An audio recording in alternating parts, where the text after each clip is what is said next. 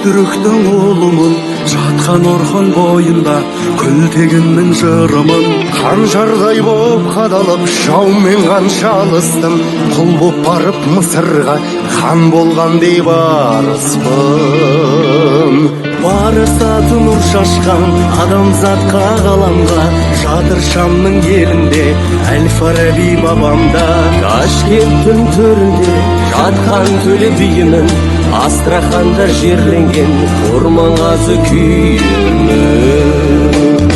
Мен асқақпын биікпін, әлі сондай ғажаппын, ұмытпаған өздегім, қайда жүрсең қазақпын. Көшкен бұлтай басымнан көшті талай ғасырым, қалған Ресей жерінде хан кененің басымын. Елім деген ерлерім жырға сені қосайын, қалып қойған Берлинде мен Мұстафа Шоқаймын.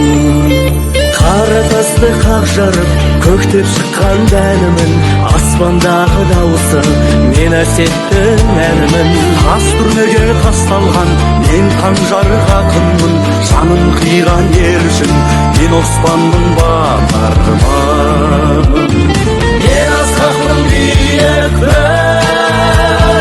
әлі сондай ғажаппын, ұмытпаған өздегім, қайда жүрсең қазақпын.